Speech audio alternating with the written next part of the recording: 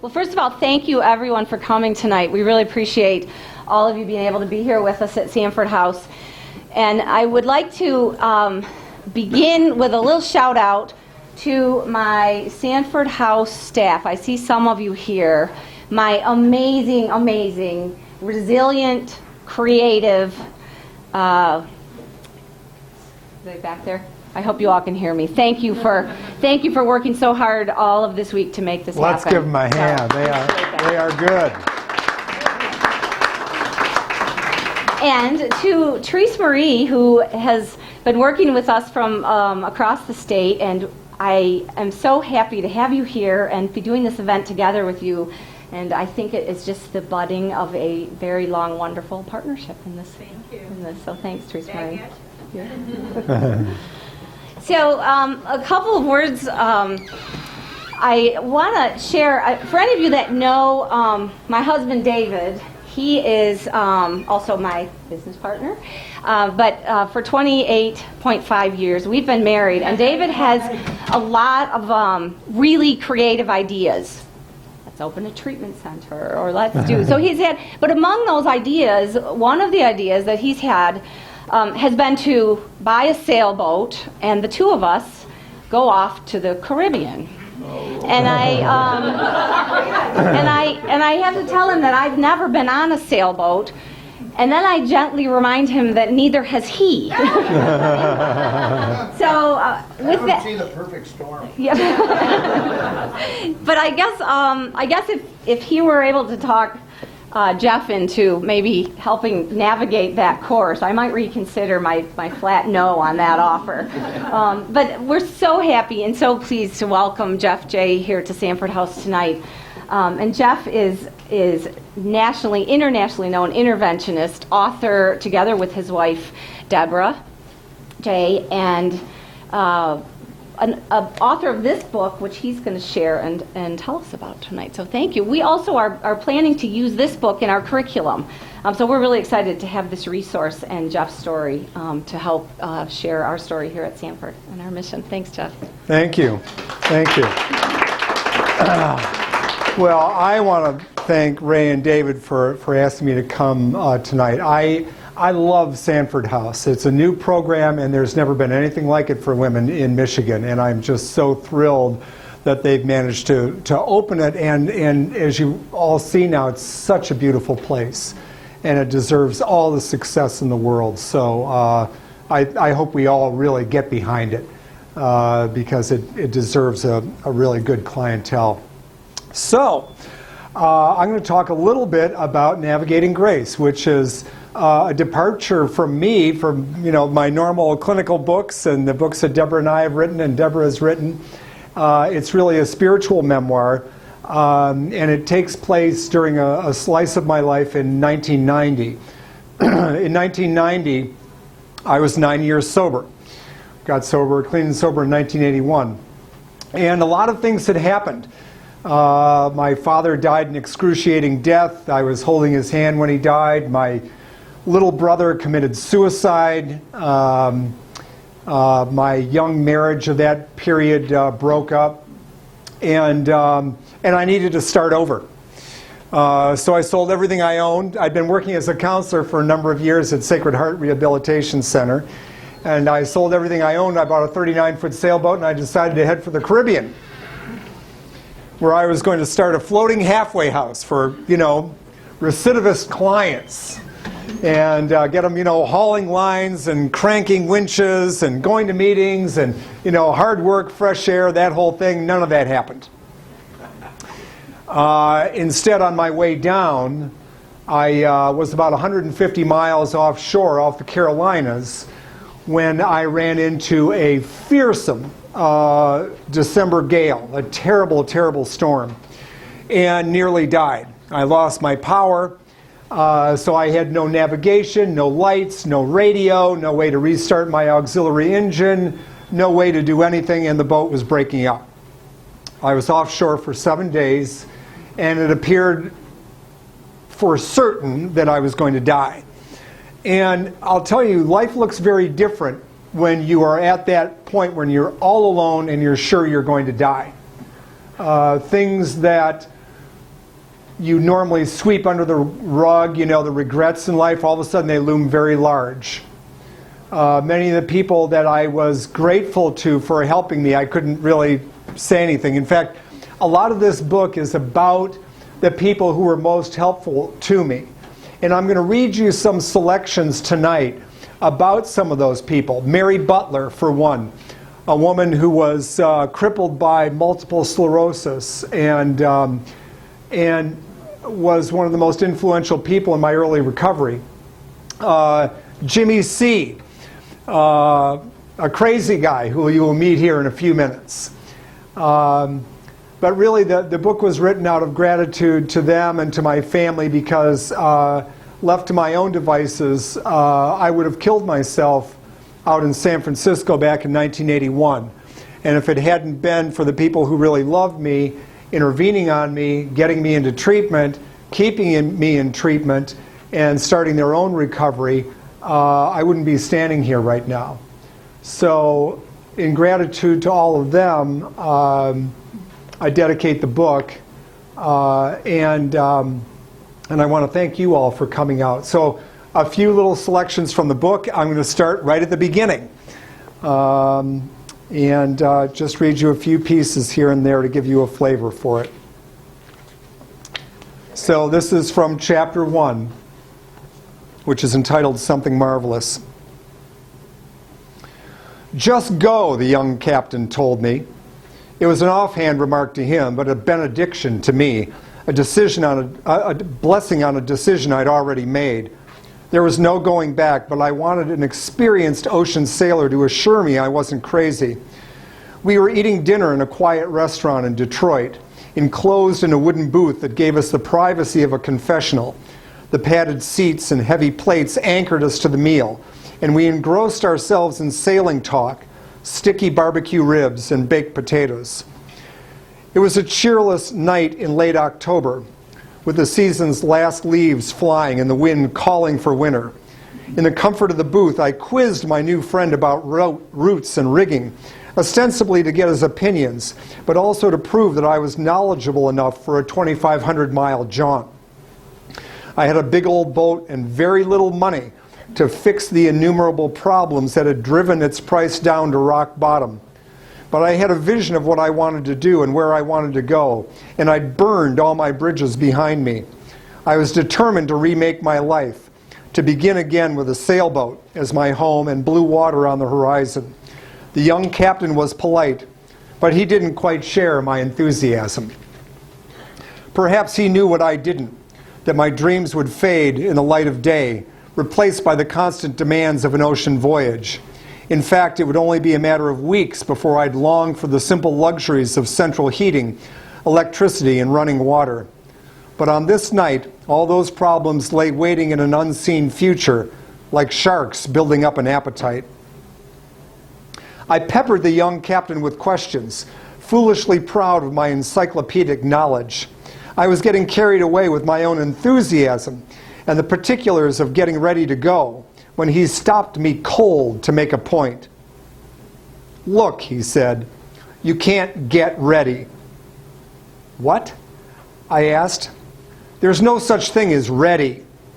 Boats always have jobs that need doing, and there's no end to it, ever," he said. "If you wait until you're ready, you'll never go." He sounded just like me in my day job, talking to alcoholics and addicts as a counselor.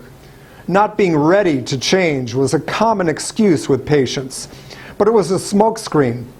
I was well acquainted with the myth of being ready, and now I saw my own delays for what they really were: fear. He took a sip of his coffee and continued, "You've got everything you need: a good boat, a little cash, and time. You can fix what breaks along the way." Two forces sent the Pilgrims sailing across the Atlantic: the oppression of the old world and the promise of the new. In the same way, I was pushed and pulled by my heart. I had the dream before me and it thrilled my imagination, but I was also suffocated by grief and remorse. I had to escape, to start again, to run out into the sunlight and find another chance. Together, the two forces blended into one, like the push and pull of the wind as it flies around a sail. When a stiff breeze meets the leading edge of a head sail, some of it passes behind, creating pressure, and some of it goes around the front of the sail, creating a slight vacuum, like an airplane wing, which pulls the boat forward. And so a boat is pushed by the wind as one would expect, but it's also drawn forward by the unexpected force of attraction. So it was with me, both pushed and pulled into action. The dream of the Caribbean, a new business, and freedom pulling me forward with the strength of desire. But the second force came from the losses and the longing to escape, which pushed me from behind, out of the clutching past and into the future. A lot had happened. My father had suffered from leukemia for 7 years when the doctors decided he also needed open heart surgery. He was dead 6 months later, struggling the last 2 weeks in an intensive care unit, unable to speak or even write. I learned so many horrible and beautiful things at the end as I held his hand. But I couldn't think of that now. I had to go. Some years after my dad's death, my little brother Greg, the one who was better and smarter than all of us, disappeared one day, sending out a 7-page suicide letter, and shot himself through the heart, and all of us with him. But I couldn't think of that now. I had to go. My young marriage to a lovely young woman broke up for reasons beyond all imagining. There would be plenty of time on the boat when I could sort them out. If it took every last penny I had to get underway, so be it. There was a certain rough justice to it all, since I'd be at the bottom again, only this time sober, 9 years sober. Dreams aren't born easily into this world. Like all the rest of us, they come screaming and blind, surviving only on the love of the dreamer. So a quiet part of me cradled the dream in my broken self and carried us through the hours. I knew my life with God was safe, even if this mad adventure killed me. I had a growing allergy to everything commonplace, and I was determined to do something marvelous, something men only talk about and then regret not doing. I already knew what it took to sail all night in the storm, to navigate beyond sight of land, to live in the luxurious whisper of the wind. I was going to do something dangerous and daring and hopelessly romantic. Is there any other kind of dream? And though I was 35 at the time, I had the grandiosity of a teenager, the hilarious conviction of youth. What could go wrong? The short answer is anything mechanical or electrical. Old boats are filled with strange devices that are either rusted out, shorted out, or on the verge of giving out. So when we'll start sailing on a lovely afternoon thinking everything is shipshape, only to find at the most inconvenient moment that a starter motor is dead, a pulley is frozen, or an indispensable gauge has gone haywire. Over time, I became convinced that my old boat was the favorite haunt of little demons who flocked to its dark places by the cave load. But I didn't know any of that as I sat in the cozy wooden booth, enjoying a fine dinner, calling for more coffee and paying the bill. The advice of the young captain was the only thing I wanted to hear. Just go.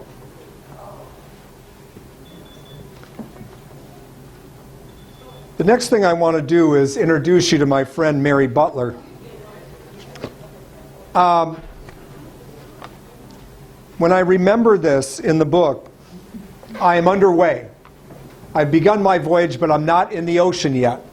I'm sailing down the beach. I've left from Annapolis, and I've sailed down Chesapeake Bay, and I've stopped in Portsmouth, Virginia, for some repairs. And I'm standing out on the deck of the boat when I see it's nighttime, pitch black, many, many stars out in the sky. And I saw a shooting star of incredible brightness go ripping across the sky. And in that moment, I knew exactly what it meant. And I said aloud, there was no one with me, but I said aloud across the water, Mary is dead. Mary Butler is dead. I found out some weeks later that that was true. She had died that day. And that brings me to remembering when I first met her in the first year of my sobriety, when I was all jittery and not knowing what I wanted to do. So here goes. Mary had been a powerful influence in my life, beginning with the first year of my recovery. We were introduced by Ted Beebe, a flinty old bird who corralled me and my buddy Dick and hauled us down to a city hospital where he promised we'd have the privilege of doing something useful. Ted was artfully applying an antidote to our youthful bluster, hoping to head off the self-destruction that plagues so many young people in recovery. He said he had a friend in the program he wanted us to meet, but I wasn't prepared for what I saw. Mary had worked in the Detroit bureau of a national news magazine, and later as a speechwriter for local politicians.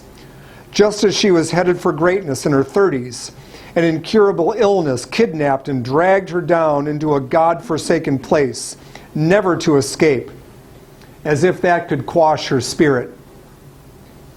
When we walked into the hospital room, I hoped we were in the wrong place because this person was definitely not ready for visitors. Instead of seeing an attractive 30-something in a newly made bed, there appeared to be the body of a child twisted under the sheets, emaciated and all but useless, with the head of a woman lying on the pillow. Was she alive? "Hello, boys," she said, rolling her head toward us in greeting. "Come on in and stay a while."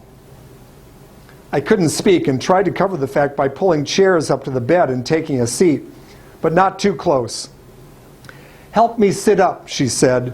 "This damn bed is killing me."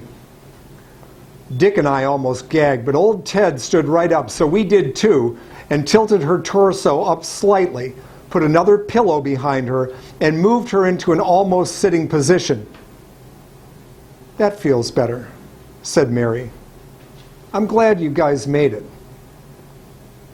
Mary sat at a 60-degree angle under the pillow, on her pillows, with a steel trapeze just above her, and a hospital table over the bed, which held a single cup of water with a straw sticking out of it. This cup, it turned out, was Mary's holy grail, and she didn't want any help getting to it either. After we'd sat down and made some small talk for a while, Mary pulled her withered arm out from under the blanket and grabbed the trapeze and started to pull herself up a few inches so she could get a sip of water. We jumped to our feet to help her, but she waved us off with her eyes, insisting she would manage on her own. I remember watching her strain every sinew to get her head off the pillow, to get within reach, then struggle to wrap her lips around the straw and draw a cool sip. After taking one more, she dropped down on the pillow and gasped with delight. "Oh, that's good," she said. "I've been dying for a drink all afternoon." I was in my late 20s at the time, all impatience and unappeased appetites. Yes, I was sober and working hard at my own recovery, writing music and hungry for all things spiritual, as long as they weren't religious. But I was still in my 20s and filled with all the desires that captivate young men. But in that moment of Mary's struggle, watching the intense effort required to get a sip of water, all my fires were momentarily doused. I was devoted to Mary Butler in my small way from that moment forward. We all laughed at her dying for a drink line and proceeded with our informal 12-step meeting. Most people roll their eyes at cliches and maxims, and I was no exception. But a few minutes later, when Mary started off her sharing with an old bromide, I thought Jesus, Krishna, and Buddha had flown down into her broken body and spoken the truth of all ages. "When life gives you lemons, make lemonade," she said. Mary spoke about her gratitude for life, for God, even for us, just because we'd come to visit. This last point made me feel small, as I'd been obsessed with my own little problems only moments before, with no greater vision. But Mary swept all that away with a bemused energy that belied her crippled body. You could see it in her eyes. the soft light, the secret laughter, the joy. I was drawn to the heaven in her eyes, drawn into her heart, or perhaps some greater heart. I thought about Mary lying in bed, all alone, all day, looking out at the sunshine she couldn't feel, inhabiting a ruined body that would never work again, catheterized, crippled, and thirsty. But in this moment, she was grateful. Grateful for us, for me, for we. I could barely grasp what I was seeing and hearing, but I could feel the truth of it and hung on every word. I've come to believe that miracles happen 1 millimeter at a time, she said, lying under the trapeze. For years to come, I came to see Mary every Tuesday evening for an unlisted 12-step meeting in the living room of her condo. A handful of friends made the pilgrimage to her building in downtown Detroit. She spent hours preparing for these meetings, requiring help from a nurse to get out of bed, bathe, and get dressed. Then more time to style her strawberry blonde hair and put on her makeup until her appearance was flawless. She greeted each one of us at the door, perched on Rosie, her electric tricycle scooter, her useless limbs strapped down for safety. She asked about our lives and loves in detail, cracked jokes and sipped water through a straw, her blue eyes laughing, her good arm waving, and her spirit expanding over all of us. I found open air every Tuesday night at Mary's as I made my way through the thicket of those years. My difficulties shriveled in the presence of her suffering. She dismissed labels like brave and brushed off sympathy with the wave of her gimpy arm, throwing back her head to laugh every chance she got. When I bellyached about nonsense, Mary listened quietly, then volleyed with one of her maxims, cliché or no. When Mary said, "Wear your life like a loose garment," I exhaled and let myself go limp. Only Mary could say such things with authority. So on that cold, clear night, as I stood out on the foredeck of my sloop, looking up at the galaxy and naming the constellations, I was instantly covered with goosebumps by the sight of the shooting star, so much brighter than normal and traveling such a tremendous distance across the darkness. "Mary Butler," I said out loud. "Mary is dead."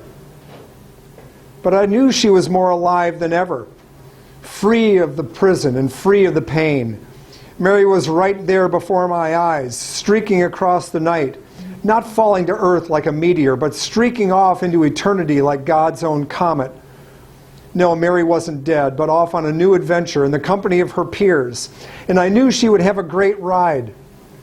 "Go for it," I called out across the water, across the Milky Way, across the years. Perhaps she couldn't hear me any more than a sailor leaving harbor can hear the cry of a kid brother left on shore. But I called out just the same and waved, my heart so filled with joy. So that's my friend Mary Butler.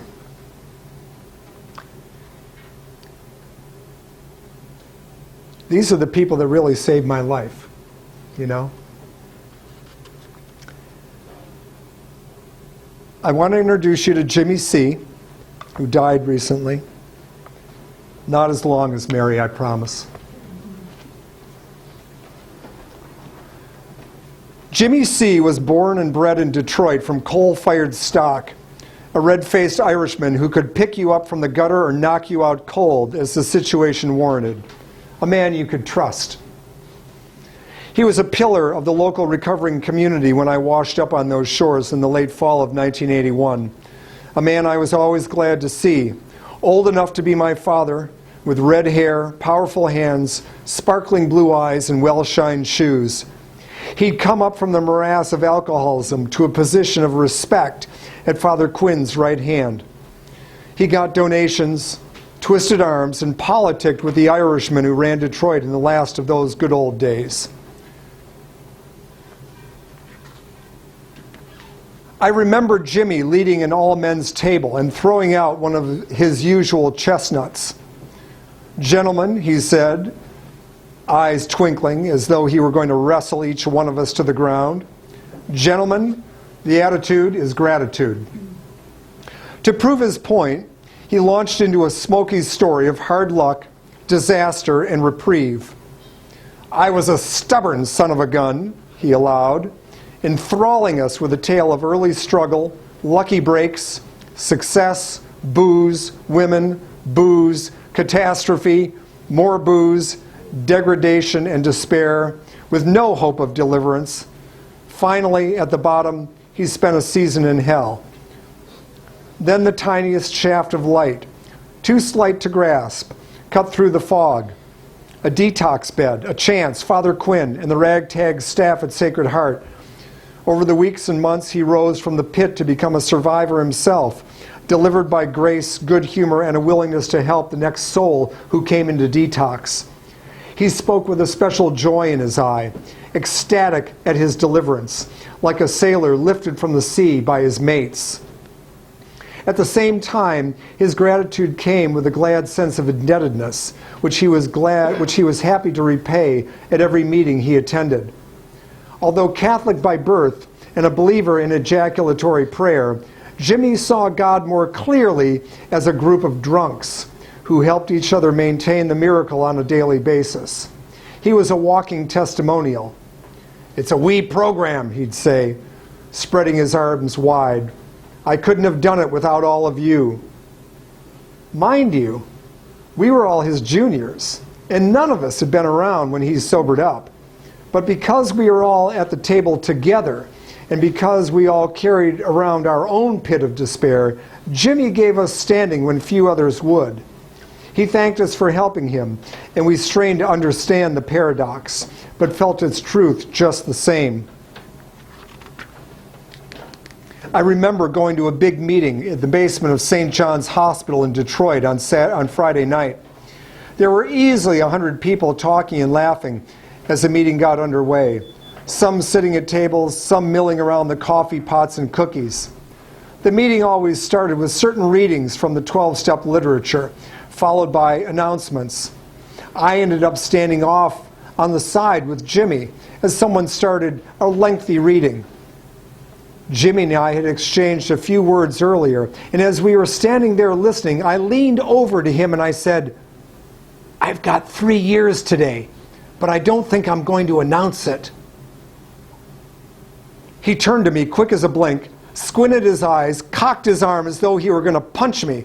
I realized I needed to say something more and quickly, but only managed to compound my sin by saying, "I don't want to call attention to what I've done." Jimmy grabbed my arm, instantly cutting off the flow of blood. His quick move startled me and my eyes bugged open. He leaned in close and spoke. "What you've done," he hissed. "What you've done." Jimmy pierced me with his stiletto blue eyes, glaring like an armed robber. He released my arm and stood beside me once more, then leaned over, preaching to my flushed red ear. "You make your announcement," he said, "so we can see what we've done." I turned to Jimmy to explain myself, but shut my mouth when I saw the old fire plug grinning. He nodded his understanding and gave me a wink in benediction. A few minutes later, I got the chance to announce my anniversary, and Jimmy clapped the loudest, since it was my big day. I was chosen to lead the table, and as much as I wanted to say something clever and original, the words just didn't come, so I mumbled something about gratitude. My old friend was sitting at the other end of the table, and he nodded like a patient teacher, glad to see another nitwit pass the test.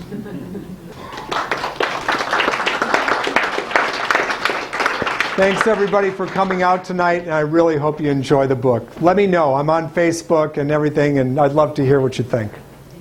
Thank you. We have a small token Oh. for you to take with you. And remember, Sanford House, designed by Beautiful. my creative non-sailor husband, David, Wonderful. who put that together. So all of the women who are alum of Sanford House have one of our coins with our mission of a rich and vibrant and beautiful life in recovery. So I will keep this in my pocket. Thanks, Jeff. Thank you. And you'll be here to answer any questions. I sure People will. can I'm mingle here. around Yeah. and I'd have love some more to food. food and Yeah. just enjoy being at Sanford House. Great. Thank you. Thanks, Jeff. Thanks, everybody.